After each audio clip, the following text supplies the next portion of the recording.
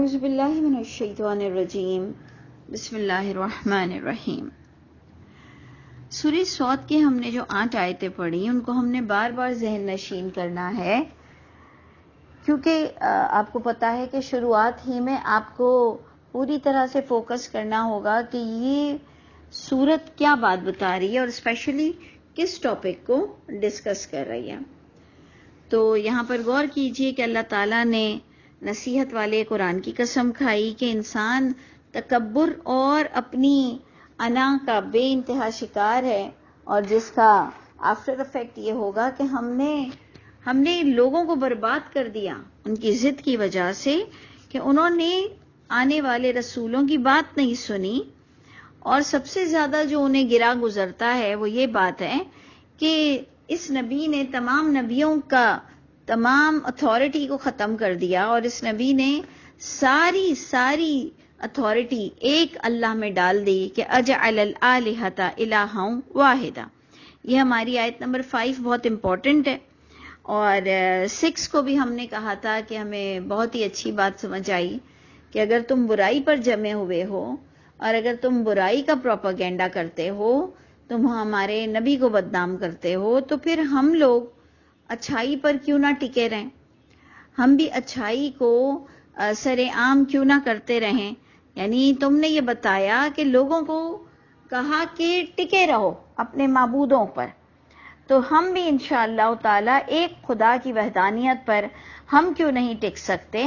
اور جو 7th point تھا ہمارا 7th آیت میں کہ ما سمینا بہذا فی الملۃ الاخرہ، یعنی اگر کوئی آپ کو اللہ کی کتاب کی دلیل دے رہا ہے، آپ کو اللہ کی کتاب بتا رہا ہے، آپ نے اس کو تصدیق نہیں کرنا اور آپ نے سامنے والے کو بس جھوٹا کہہ دینا ہے اور یہ کہنا ہے کہ میں نے نہیں سنا، تو اس کا مطلب وہ ایگزسٹ بھی نہیں کرتا۔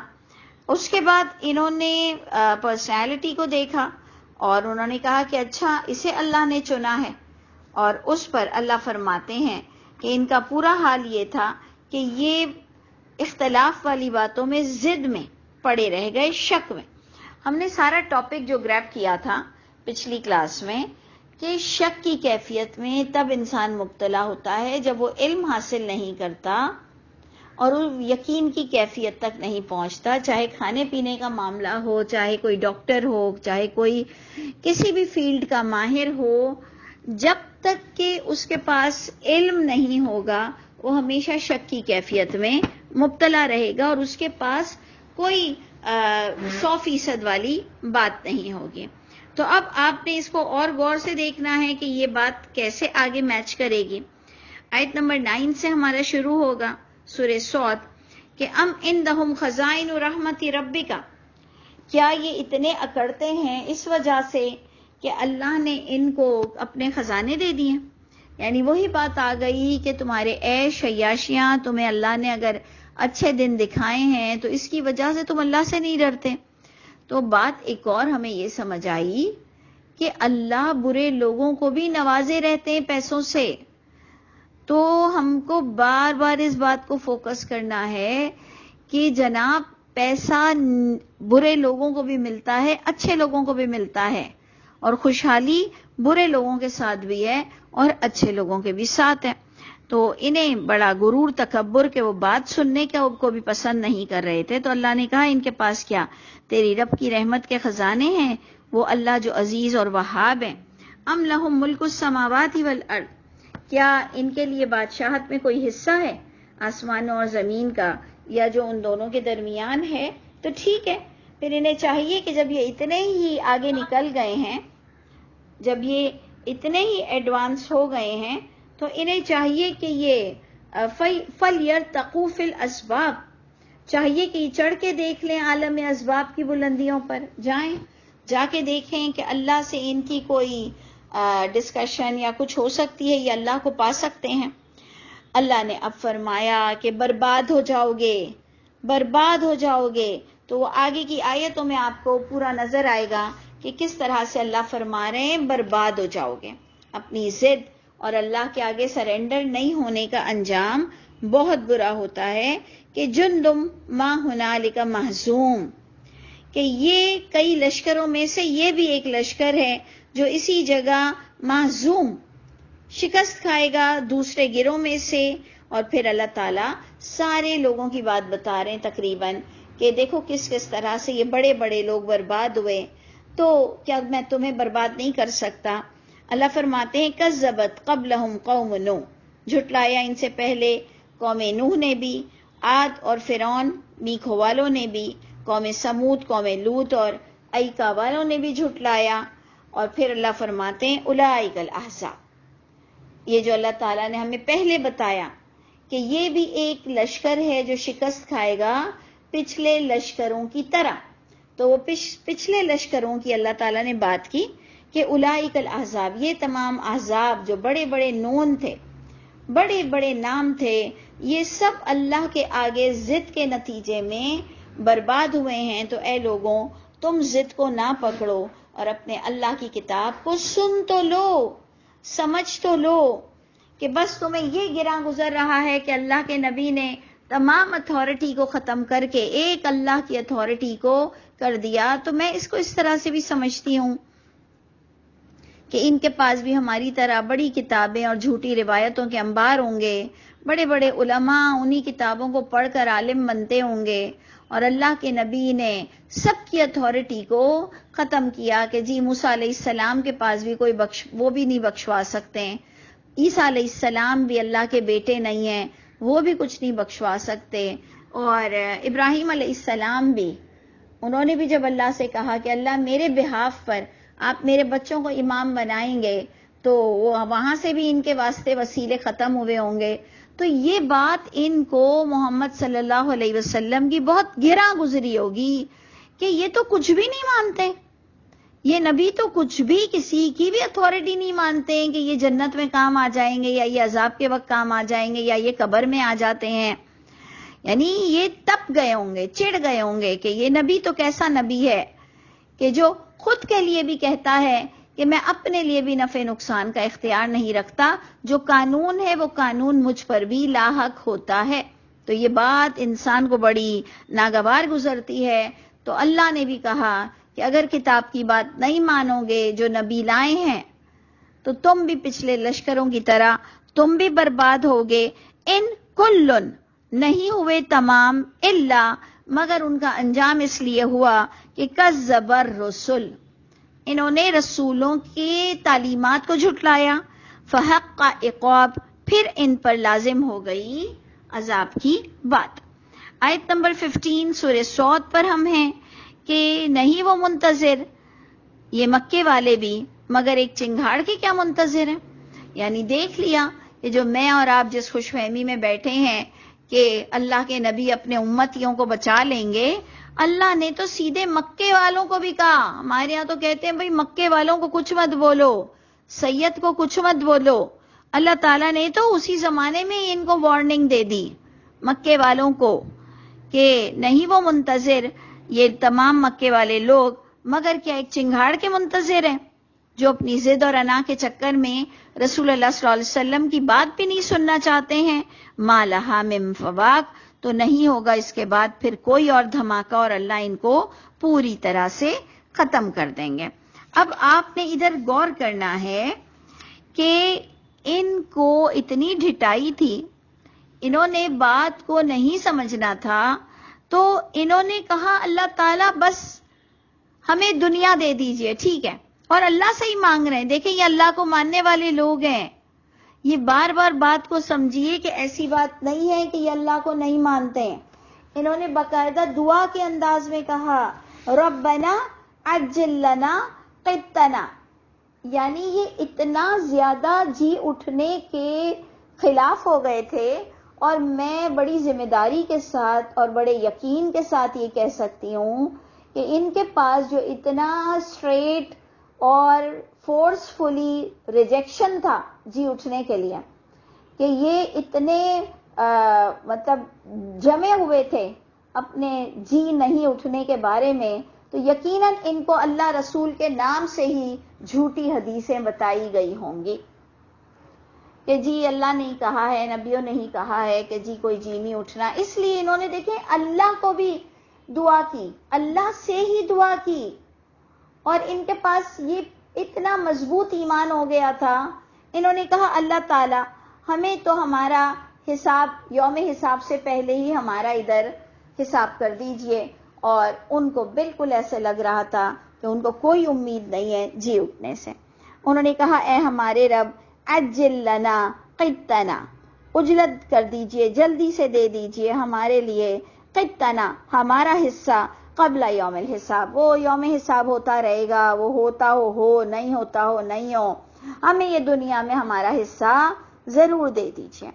یہ بات کے ساتھ اللہ تعالیٰ کا جو ایک انداز ہے سمجھانے کا، یہ مجھے تو یقیناً آپ سب کو بھی امپریس کرتا ہوگا، مجھے بھی بہت امپریس کرتا ہے، کیونکہ یہی تو ہمیں تعلیم ادھر سے ہی تو مل رہی ہے کہ یہ بات کہتے ہوئے کہ لوگوں کی ڈھٹائی، توحید سے ان کی نفرت، اللہ کو بھی ماننا، اللہ سے دعا بھی کرنا، آخرت کو نہیں مانگنا اور کہنا دنیا مجھے دے دیجئے، ایسے لوگوں میں رسول اللہ صلی اللہ علیہ وسلم بیٹھے ہوئے ہیں، اور اللہ انہیں سمجھاتے ہوئے کہتے ہیں کہ اصبر، آگے کی آیت ہے اصبر، اے نبی صبر سے کام لیجئے، آپ ان ڈھیٹ لوگوں کے سامنے ٹکے رہیے، مضبوط رہیے، سٹیبل رہیے، علی ما یقولون، ان تمام باتوں پر آپ نے کوئی بھی،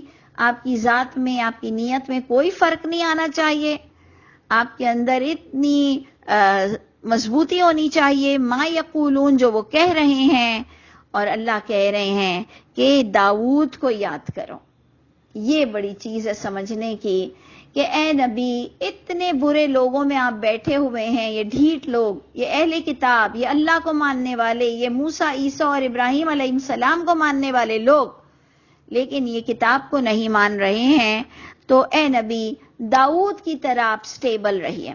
اس سے پتہ چلا کہ داؤد علیہ السلام کو بھی اس سے ملتی جلتی پریشانیاں بھی آئی ہوں گی، انہوں نے، وہ بادشاہ بھی تھے، وہ بہت ہی گریسفل انسان تھے، یہ ساری خوبیاں بھی اللہ آپ کو داؤد کی بتائیں گے، اور اللہ کہہ رہے ہیں کہ اے نبی آپ داؤد علیہ السلام کی طرح اپنے موقف پر ڈٹے رہیے۔ وَاذْكُرْ عَبْدَنَا داؤد، اور یاد کیجئے، بیان کریں ہمارے بندے کا ذکر داؤد کا، ذل عید، جو کیا تھے، ہاتھوں والے تھے۔ اس کا ایکچول معنی آئے گا ذل عید، ہاتھوں والے، نیچے آپ کو اس کا ترجمہ ملے گا قوت والے، تو ہم ہی نے اس کے ترجمے کو ایسا کنسیڈر کیا ہے، کیونکہ ہماری تو لفظی ترجمے کی کلاس ہوتی ہے، تو اس لیے ہمیں بتانا پڑتا ہے کہ ایکچول معنی اس کا ہاتھ والے ہیں۔ ہاتھ والوں میں ظاہری بات ہے جو بہادر ہوتا ہے تو بہادر ہاتھ کہلاتے ہیں، کہ بڑے ہی مضبوط ہاتھ ہیں، تو قوتوں والا، اس کا ترجمہ کیا کر دیا گیا کہ قوتوں والا۔ اچھا جی، اب دوسرا کیا آ رہا ہے؟ ذل عید کا معنی بہت صدقات خیرات کرنے والے، تو آپ نے ہر چیز کو اپنے دماغ میں رکھنا ہے کہ داؤد علیہ السلام بہت ہی کوئی بہترین پرسنالٹی ہوں گے، بہت بہادر ہوں گے، بہت ہی، اللہ فرما رہے ہیں کہ اواب تھے، یعنی کثرت سے اللہ کو رجوع کرنے والے، ہر بات میں ان کو اللہ ضرور یاد رہتے تھے، بھولتے نہیں تھے ہماری طرح کہ ہائے میں بھول گیا، یا او یہ تو غلطی سے ہو گیا، یا یہ شیطان آ گیا مجھ پر، تو بہت ہی اللہ کے قریب، اللہ کی طرف متوجہ رہنے والے۔ اور جو اب بات آ رہی ہے آیت نمبر 18 میں کہ اِنَّا سَخَّرْنَا الْجِبَالَ، بے شک مسخر کیا ہم نے پہاڑوں کو، مَعَهُ، اس داؤد کے ساتھ، یُسَبِّحْنَا، وہ کام میں لگے رہتے تھے، تمام مل جل کر کام میں لگے رہتے تھے۔ لوگوں نے اس کو میوزک بھی کہہ دیا، موسیقی بھی کہہ دیا کہ جی یہ موسیقی کرتے تھے، یا یہ سنگیت کرتے تھے، یا یہ تسبیحات بیان کرتے تھے، تو پہاڑ بھی اس کے ساتھ جھوم جاتے تھے، پرندے بھی ان کے ساتھ جھوم جاتے تھے۔ یہ لوگوں کا ایک خیال ہے، ٹھیک ہے، ہوگا، ہم اس کو ایک طرف رکھتے ہیں، کیونکہ ہم سارے کانسیپٹ کو ایک طرف رکھتے ہیں کہ ٹھیک ہے ایک طرف رکھو کہ جی کیونکہ ہم معجزات کو تو مانتے ہیں، ہمیں ایسا مسئلہ نہیں ہے، لیکن میں تھوڑا سا ادھر ڈفرینٹ سمجھتی ہوں کہ میں اس کو لٹرلی ایسے نہیں سمجھتی جو لکھا ہوا ہے کہ مسخر کیا ہم نے پہاڑوں کو اس کے ساتھ، کہ وہ سب کے سب جھومتے تھے صبح اور شام، اور پرندے یہ سب ان کے ساتھ گانے گاتے تھے یا تسبیحات بیان کرتے تھے یا جھومتے تھے۔ میں نے اس کو یوں سمجھا کہ وہ بہت ٹیکنیکل مائنڈ کے آدمی تھے، وہ بہت ٹیکنیکل آدمی تھے۔ قرآن کہہ رہا ہے وہ زرہیں بناتے تھے، یعنی فوج کے آدمی تھے، جنگ و جدال ان کی زندگی میں تھا، وہ بادشاہ تھے، انہوں نے انسان کو تیروں سے اور جنگ میں بچانے کے لیے زرہیں، ان کے یہ بڑے ایکسپرٹ تھے۔ اللہ نے ان کے ہاتھوں میں لوہے کو پگھلایا ہوا تھا۔ پگھلانے کا مطلب یہ ہے کہ جیسے انڈسٹری میں مشین کے ذریعے سے لوہا پگھلتا ہے، پھر اس کو کوئی شیپس دیے جاتے ہیں، اور وہ بلڈنگ سے لے کر چھوٹی سی ہتھوڑی بنانے کے بھی کام آتا ہے لوہا۔ ہماری جالیاں، ہماری چیزیں، ہماری سڑکیں، ہماری کتنی چیزیں جو لوہے کے بغیر ہم کر نہیں سکتے ہیں۔ تو میں اس انڈسٹری اور ٹیکنیکل مائنڈ کی طرف بھی تھوڑا سا آپ کو متوجہ کرنا چاہتی ہوں کہ انہوں نے پہاڑوں سے جو مائنز ہیں، جو منرلز ہیں، اس کا انہوں نے بیسٹ استعمال کرنا لوگوں کو سکھایا عقل پر۔ میں بار بار کہہ رہی ہوں میں معجزات مانتی ہوں، میں معجزات کی قائل ہوں، لیکن داؤد علیہ السلام کے لیے جب یہ بات ہوتی ہے تو میں ان کو بہت ہی بڑا سمجھنے والا اور بڑے اعلیٰ کردار کے ساتھ بہت ہی ہر چیز کو کام میں لانے والے انسان تھے، انسان کی ترقی کے لیے، اور اللہ کی پیداوار کو وہ صحیح جگہ پر استعمال کرتے تھے۔ اس لیے کہا گیا لوہے کو پگھلاتے تھے، جیسے سٹیل مل کہ جس طرح سے وہ کام کرتے ہیں۔ تو اس لیے آپ نے غور کرنا ہے کہ ہم لفظی ترجمہ اٹھائیں گے کہ مسخر کیا تھا ہم نے داؤد کے لیے پہاڑ، اس کے ساتھ منرلز، اور وہ سب استعمال کرتے تھے، کام میں لگے رہتے تھے، تسبیحات کرتے تھے صبح اور شام، اور پرندے بھی، اور سیمنٹ آتے تھے۔ یعنی ان کے بیٹے کے بھی ہاتھ میں آپ دیکھ لیجئے کہ وہ پرندوں کی اور تمام جانوروں کی بولی جانتے تھے، چیونٹیوں سے لے کر پرندوں تک کی۔ ہدہد سے بھی ان کی بات بتائی گئی تو چیونٹی کی بھی آواز انہوں نے سمجھ لی تھی۔ تو بیٹے باپ دونوں میں بہت سملیرٹی نظر آ رہی ہے کہ وہ بہت ہی ایکسپرٹ تھے، ٹرینڈ ان تمام لوگوں سے بات کرنے میں۔ آج آپ دیکھتے ہیں نا کہ کیسے پیرٹ بات کرتے ہیں، تو مالک نے اس کو بہت کچھ سکھایا ہوتا ہے نا، نہیں تو اسی لیے تو ہم کہتے ہیں طوطا بول سکتا ہے، کہ اگر اس پر توجہ دو تو طوطا بولتا ہے۔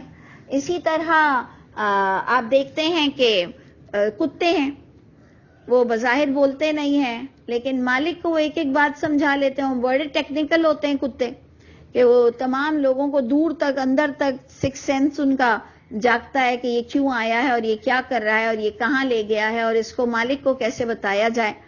تو ان چیزوں کو آپ نے تھوڑا تھوڑا ٹیکنیکلی بھی سوچنا ہے کہ پرندے بھی ان کے لیے ان کی طرف سمٹ آتے تھے۔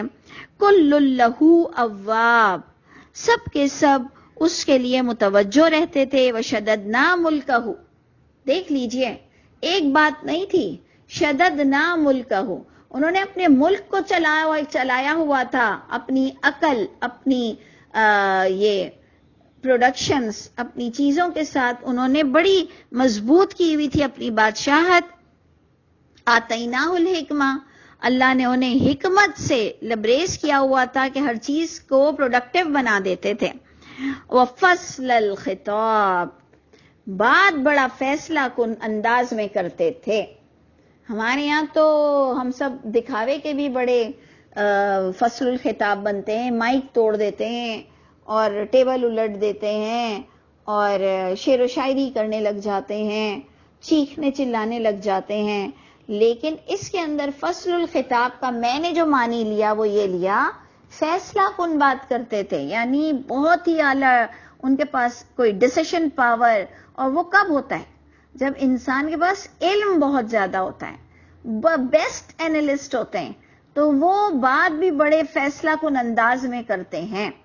تو آپ دیکھیے، صرف سوچئے کہ ہم نے ابھی پچھلے دنوں یوسف علیہ السلام کی باتیں پڑھی, بڑے امپریس ہوئے ہم یوسف علیہ السلام کی بھی باتوں سے. آپ نے دیکھا نا کہ اینڈ کس بات پر ہوا کہ ان کی خوبصورتی کو ایک طرف چھوڑ دیں, وہ عورت کے قصے کو ایک طرف چھوڑ دیں, لیکن انہوں نے جو ملک کو چلایا اور جو انہوں نے ملک کے بارے میں انٹرپریٹنگ کی اور جو وہ بادشاہ اتنا امپریس ہوا ان کی باتوں سے, تو آپ کو لگتا ہے کہ نبی کوئی ایسے ویسے ہی ہوتے ہیں؟ آپ کو لگتا ہے کہ بس نبی صرف نفلیں پڑھتے تھے, نمازیں پڑھتے تھے, اذانیں دیتے تھے, روزے رکھتے تھے, بھوکے پیٹ رہتے تھے, ایک ایک مہینہ چولہا نہیں جلتا تھا, ایسے تھے نبی؟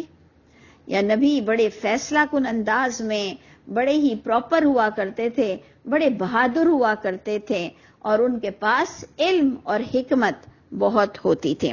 تو ابھی آپ نے دیکھا کہ داؤد علیہ السلام کی کیا پرسنالٹی ہے, کہ اللہ تعالی ہمیں بھی ان کے دوستوں میں سے کرے, اور اللہ تعالی ہمیں قیامت میں ان سے ملنا بھی نصیب کرے, کیونکہ نیک لوگ نیک لوگوں سے مل سکیں گے. اللہ ہمیں نیک لوگوں میں شامل رکھیے گا. اب جناب, اب ایک بڑا ہی بہترین سا آپ کو قصہ بتایا جائے گا, جس میں لوگوں نے تو بہت واہیات باتیں کی ہیں, ہم آپ کو بہت سادگی کے ساتھ وہ باتیں بتاتے ہیں, یہ سوچ کے کہ ہمارے پاس پچھلی کوئی واہیات بات ہے ہی نہیں, ہم ان کی تفسیریں پڑھتے ہی نہیں ہیں. الحمدللہ ہم نے کیا سمجھا ہم آپ کے آگے رکھتے ہیں. وَهَلْ أَتَاكَ نَبَأُ الْخَصْمِ, اور کیا اے نبی آپ کے پاس خبر آئی دو جھگڑنے والوں کی, وہ جھگڑنے والوں کی, وہ مقدمہ لانے والوں کی. اے نبی آپ کو خبر ملی, اللہ اپنے نبی کو وحی دے رہے ہیں. اس تصور المحراب, جب یہ دو آدمی بادشاہ کی دیوار پھلانگ کر جاتے ہیں. کوئی بادشاہ کی دیوار پھلانگنا آسان بات نہیں ہوتا, محراب میں ان کے کمرے میں جانا, اور وہ بھی بادشاہ جو روز دربار میں بیٹھتا ہو, وہ بادشاہ جو سب کے لیے اچھا سوچتا ہو, وہ بادشاہ جو ملک و قوم کے لیے اس نے اپنی لائف کو ڈیووٹ کیا ہوا ہو, جو قرآن سے مجھے دکھ رہا ہے. آپ بھی دیکھیے گا, آپ کو بھی شاید دکھے گا, مجھے تو دکھ رہا ہے کہ وہ تو بھائی بادشاہ تھے, رعایا کے لیے بہت کچھ کرتے تھے, اور دربار بھی لگاتے ہوں گے, اور فل ڈے بزی بھی رہتے ہوں گے اپنے سویلین کے ساتھ بھی, آرمیز کے ساتھ بھی. تو یہ دیوار پھلانگ کر آنے کی کس کو جرت ہوئی؟ دیوار پھلانگ کر آیا کون؟ کیوں آیا؟ رائٹ وے سے کیوں نہیں آیا؟ کورٹ کے وقت کیوں نہیں آیا؟ جب وہ فیصلے کرتے تھے اس وقت کیوں نہیں آیا؟ ٹھیک ہے, تو اس لیے بڑی سمجھنے والی چیز ہے کہ ایک بادشاہ کے پاس کوئی دیوار پھلانگ کر محراب میں جاتا ہے. اس دخلو, جب وہ داخل ہوئے, علی داؤد, داؤد پر, ففزع منہم, اب آپ دیکھ لیجئے کہ وہ بھی تھوڑے حیران ہو گئے, گھبرا گئے کہ یہ اس طرح سے کون آتا ہے. ففزع منہم, تو وہ تھوڑے گھبرائے کہ یہ ایسے کون آیا ہے. قولو, ان کے فیس ایکسپریشن دیکھ کر انہوں نے کہا, لا تخف, آپ خوف مت کیجئے گا. خصمانی, کہ ہم دو انسان کا ایک مقدمہ لائے ہیں, دو انسان کا جھگڑا ہوا ہے. بغا, بغاوت کی ہے. بعدنا علی بعد, ہمارے بعض نے بعض پر, ایک نے دوسرے پر بغاوت کی ہے, اس کا ہم کیس لائے ہیں. ارے تو بھائی دروازے سے آؤ, وقت پر آؤ, کورٹ میں آؤ, جب بادشاہ فیصلہ کر رہا ہو تب آؤ, یہ دیوار پھلانگ کر کیوں آئے ہو؟ یہ کیا طریقہ ہے؟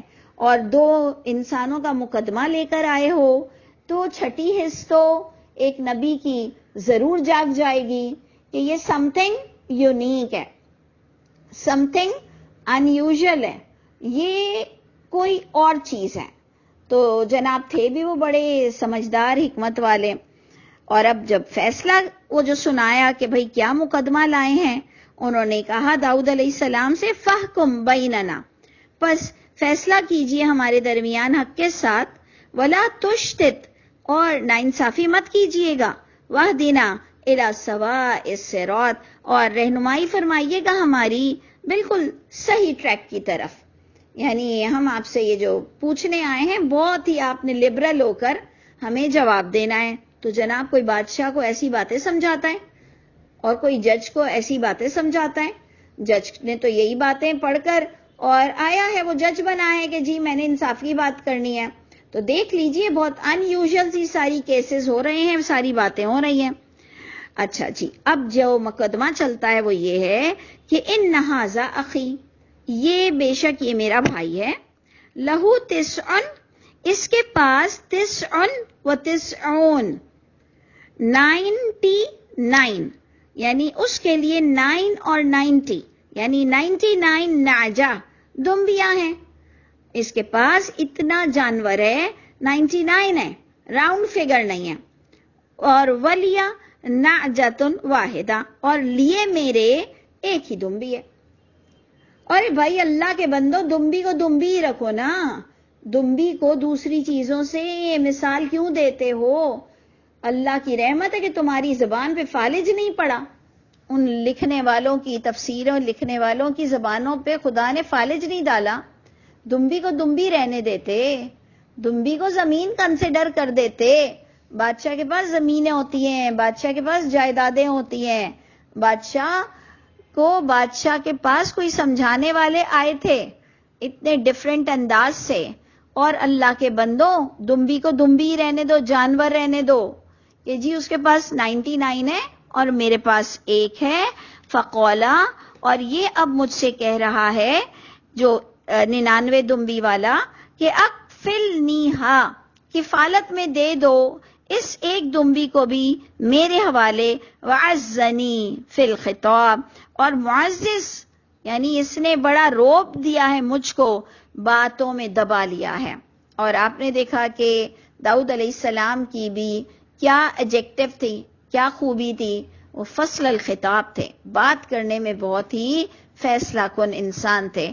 کہا یہ اس نے مجھے اپنی باتوں میں دبا لیا ہے، یعنی بڑا پاورفل ایکشن یہ لے رہا ہے اور مجھ سے یہ میری ایک دمبی مانگ رہا ہے. ہم بچپن سے پڑھتے تھے کہ جی ایک بادشاہ تھا، اس کی ہر طرف زمینیں تھیں، لیکن ایک کونے پر ایک بڑیا کی زمین تھی. تو بادشاہ چاہتا تھا کہ یہ بڑیا کی زمین بھی اس کے حوالے ہو جائے. ہم بھی چاہتے ہیں کہ راؤنڈ فگر ہو جائے. ہم اپنی گڈی کو 1000 والی، لاکھ والی، ہمارے اکاؤنٹ کو ہم راؤنڈ فگر کرنا چاہتے ہیں. تو بھائی اچھی باتیں بھی لے سکتے تھے آپ، مرد لوگ بھی، عورتیں بھی، سب کے پاس گھر میں بھی اس کی ایگزامپلز ہیں کہ ہم بہت ساری چیزوں میں سامنے والے سے ایک بھی لے لینا چاہتے ہیں کہ اس کو ایک خوبصورت ڈریس بھی اس کو کیوں مل گیا، میں نے دکان کے 3 بہترین ڈریس لے لی ہوں تو چوتھا بھی مجھے ہی ملنا چاہیے. تو یہ چیزیں بہت ایزی تھی ایگزامپل کے لیے، ہمیں کوئی واہیات بات کرنی ہی نہیں چاہیے تھی. کہ ایک بادشاہ ہے، اس کے پاس 99 ہے اور وہ کسی کو مجبور کر رہا ہے کہ بھائی یہ بھی علاقہ مجھے دے دو، کہ یہ پورا علاقہ میرا ہو جائے یا یہ پورا ریوڑ میرا ہو جائے جانوروں کا. تو انہوں نے کہا کہ اس طرح سے ایک کیس آیا ہے اور یہ مجھے دبا رہا ہے کہ وہ مجھے ایک دے دو. قولا، اس پر داؤد علیہ السلام نے سب غور سے سنا اور پھر اپنا بالکل لبرل ہو کر انہوں نے فیصلہ دیا. کہا لقد ظلمک، یقیناً ظلم کیا ہے اس نے تجھ پر، بسؤالی، مانگ کر، مطالبہ کر کے، نعجتی کا الی نعاجی، تیری دمبی کو ملا لینے کا اپنی دمبیوں کی طرف، اور وہ بھی زور زبردستی کر رہا ہے. یہ تو غلط بات ہے. وَإِنَّ كَثِيرًا مِّنَ الْخُلَطَاءِ، اور بے شک کثیر جو فرینڈز ہوتے ہیں، ملنے جلنے والے ہوتے ہیں، البتہ ایسا کر جاتے ہیں کہ بغاوت کر جاتے ہیں ایک دوسرے پر، سوائے ایمان والا یہ حرکت نہیں کرتا ہے. ایمان والا یہ حرکت نہیں کرے گا کہ اس کے بنگلے کے باہر کوئی پان والے کی شاپ گندی سندی ہوگی، کوئی پھل والے نے اپنی ریڑھی لگائی ہوئی ہوگی، تو ایک ایمان والا ہوگا، اسے کوئی فرق نہیں پڑے گا کہ جی یہ میرے بنگلے کے باہر کیوں کھڑا ہو گیا، یہ میرے محل کے باہر کیوں کھڑا ہو گیا. وہ بلکہ کہے گا اللہ اس کے رزق میں برکت دے کہ میں محل لے کے بیٹھا ہوں، میں بنگلہ لے کر بیٹھا ہوں، یہ بیچارہ دیکھو اتنی چھوٹی سی ریڑھی لگا کر بیٹھا ہے، اسے اپنا گھر داغدار نہیں لگے گا. تو یہ بات آپ کو اگزامپل دی جا رہی ہے کہ غریبوں سے نفرت مت کرو اور سب تم کو چاہیے، سب تم کو چاہیے، یعنی راؤنڈ فگر کے چکر میں تم خوار ہو گئے ہو، مر گئے ہو. تو یہ تمام بہت پیاری اگزامپلز آپ کو ملتی ہیں.